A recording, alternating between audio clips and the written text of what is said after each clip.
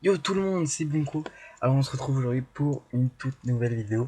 Et d'abord avant d'aborder la nouvelle vidéo, je voulais m'excuser de ma longue absence. Il y avait 2 semaines de vacances où je n'étais absolument pas disponible. Mais pendant ces 2 semaines de vacances, il n'y a eu qu'une seule fois les scans car il y avait la Golden Jump Week. Et je vous ai pas fait de vidéo depuis et je m'en excuse, mais c'est bon, on reprend le rythme normal des vidéos. Alors aujourd'hui, on attaque pour le scan 630 de Naruto, où on va aborder un très gros scan, enfin surtout vers la fin, où c'est tout juste énorme. Donc on commence le chapitre avec Obito, où on envoie son trou dans sa poitrine et qu'on aperçoit qu'il n'a aucun organe, ni de cœur. Et il dit directement à Kakashi qu'il ne ressent, je ne ressens là que la douleur et qu'est-ce que ça a changé. Il continue en disant, voilà pourquoi je me suis débarrassé de tout. Dis-moi, durant tout ce temps, n'as-tu pas souffert, toi aussi Kakashi, devant la tombe de Rin et aussi devant la main. Et on voit Kakashi qui est un peu perspicace. Et Obito continue en disant à Kakashi, c'est bon, tu n'as plus besoin d'endurer de souffrance. Et là on voit Obito montrer un aperçu de son Genjutsu Tsukuyomi à Kakashi en faisant apparaître Rin et Obito lui-même quand ils étaient petits. Et Obito dit, regarde, voilà tout ce dont tu rêves dans un monde d'illusions. Tous tes rêves peuvent se réaliser et le trou dans ton cœur peut être comblé en un instant. Et là, on voit Kakashi tuer Rin et Obito du Genjutsu, hein, précision. Et là, Kakashi dit que Rin n'est plus de son monde et que toi, tu es encore en vie. Kakashi fait un petit speech à Obito en lui disant de ne pas effacer les souvenirs qu'il a de Rin car elle s'est sacrifiée pour protéger le village. Et il dit, quelles que soient les illusions que tu crées, jamais elles ne pourront combler le trou dans ton cœur. Et on voit Obito tirer une tronche bizarre quoi. Et là, on repasse directement sur le champ de bataille. On voit le Jubi voir qu'il prépare quelque chose, enfin quelque chose sur une attaque ou autre. Et là, on voit des ninjas dire qu'ils se métamorphosent, mais Hachibi intervient et dit non, que cette fois, il reprend sa forme originale et que c'était juste pour préparer son attaque et qu'il a pris cette apparence bizarre. Il continue en disant que c'est l'étape finale avant sa métamorphose ultime et il dit Naruto est en train de récupérer et que Kurama qui est Kyuubi, hein, qui est en train de malaxer son chakra et il dit que c'est à nous de jouer Bi. Et là, Bi d'un coup, il s'enflamme littéralement et dit vraiment on est sur le devant de la scène enfin et on voit qu'il se prépare à affronter le Jubi. Ensuite, on voit le Jubi qui lâche une boule qui est aussi grosse, voire plus grosse que le Bijuzama, et qui est en train de rassembler le plus d'énergie, enfin je saurais pas comment dire, je crois que c'est le plus d'énergie possible dans cette attaque. Cette fois-ci, on voit Madara dire que Jubi ne retient pas ses coups, et c'est sûrement dû au fait à la frustration qu'il a dû ressentir en voyant le bijou qui est à l'intérieur de Naruto, hein, qui est Kyuubi. Et que cela soit dommage car il commence à peine à s'amuser quoi Madara. Ensuite, on voit Sakura dire à tout le monde d'essayer de faire le maximum, mais les ninjas, se disent que sans le chakra de Naruto, cela va être tout simplement impossible. Et là, Sakura fait comprendre que Naruto, pardon, Naruto, que Naruto a protégé tout le monde en même temps,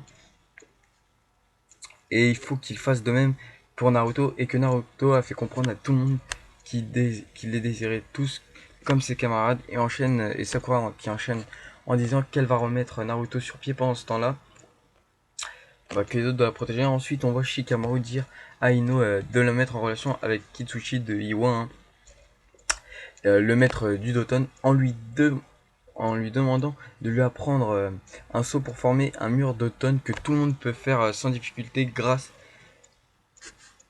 car grâce à la quantité des murs de Doton, ils vont essayer de repousser la puissance de l'attaque de Jubi et ensuite il dit à Bi d'essayer de dévier l'attaque au maximum qu'il peut. Puis Shikamaru dit à Ino de le mettre en relation avec tous les ninjas pour leur apprendre le saut. Et là, le Jubi, il lance littéralement son attaque. Et en fait, quand Shikamaru a demandé à apprendre le saut à Kitsuchi, en fait, il lui a demandé pour que tout le monde puisse le faire sans problème, que tout le monde puisse le réussir. Comme ça fera énormément de murs d'automne pour essayer de parer l'attaque du Jubi. Et ensuite, on repasse directement à Obito et à Kakashi, encore une fois, qui parlent toujours de la même chose. Et Kakashi lui apprend que si tu rejettes les sentiments de tes amis, ainsi que ce monde, juste parce que tout se déroule comme tu n'avais pas prévu, personne ne viendra jamais vers toi. Que si tu fuis sans jamais rien faire, personne ne fera jamais rien pour toi. Tant que tu n'abandonnes pas, tu peux toujours être sauvé. Et on voit que Obito est un peu surpris de ce que dit Kakashi. Et on repasse une énième fois hein, sur le champ de bataille. Et là on voit que le bijou d'Ama du Jubi traverse tous les murs de Doton sans difficulté. Et Kitsushi, Kitsushi se dit dans sa tête que l'attaque est encore plus puissante qu'il ne pensait et qu'à ce rythme-là, 3 petits points, hein, bon c'est tout ce qu'il pense, hein, que ça va être la fin quoi. Et là on voit Naruto qui est un peu inquiet. Et ensuite on voit que Hachibi met sa main en travers pour... enfin sous l'attaque pour essayer de la remonter en l'air, pour la dévier au maximum. Mais on voit que ça ne fait rien de spécial, enfin que ça fait rien. Et puis bah, nous repassons directement encore une fois à Kakashi et Obito. Et Kakashi dit à Obito que dans ce monde que les gens qui ne respectent pas les règles sont considérés comme des déchets. Et que celui qui ne se préoccupe pas de ses amis est pire qu'un déchet. Celui qui ne se préoccupe pas des sentiments de ses amis est encore pire que ça.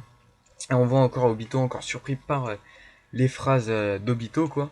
Ensuite on revoit que l'attaque du Jubi est passée par tous les murs de Dodon et qui sont tous détruits sans exception. Et là on se dit s'il risque vraiment d'être dans la merde hein. Ensuite bah on revoit pour la dernière fois du scan Kakashi qui dit à Obito je ne me débarrasserai pas de ce qui était autrefois tes sentiments même si toi-même tu les as rejetés. Et on voit que Kakashi bah il prépare son attaque de 1000 oiseaux, son Raikiri, hein, on va voir ce qui va se passer par la suite.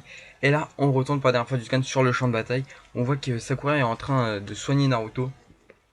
Et là, on voit un kunai qui se plante devant eux. Et là, on se dit, c'est pas possible, il va enfin apparaître. Et oui, pour la première fois, il apparaît enfin face à son fils pour la première fois réellement sur le champ de bataille.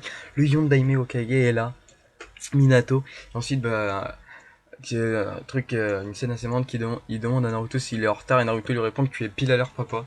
Et c'est la fin du scan. Et le scan est vraiment tout simplement énorme. La fin est tout simplement énorme parce qu'on voit Minato arriver. On se dit que les autres Hokage sont arrivés. Et là on se dit que la réelle guerre va commencer et que là ça va être tout simplement énorme. Parce que les combats vont tout simplement être énormes. On va avoir Hashirama face à Madara. On va avoir Tobirama le deuxième Hokage pour la première fois en action. On va voir Hiruzen qui est le troisième Hokage aussi. Et Minato qui va être enfin être Naruto. Et là on se dit que ça va être tout simplement énorme. Et bah là on attend les scans avec grosse impatience. Hein les gens. Donc on va se retrouver bientôt pour les scans de Toriko. Hein, et de Fairy Tail. Donc je vous laisse et on se retrouve à très bientôt. Au revoir et bonne fin de journée.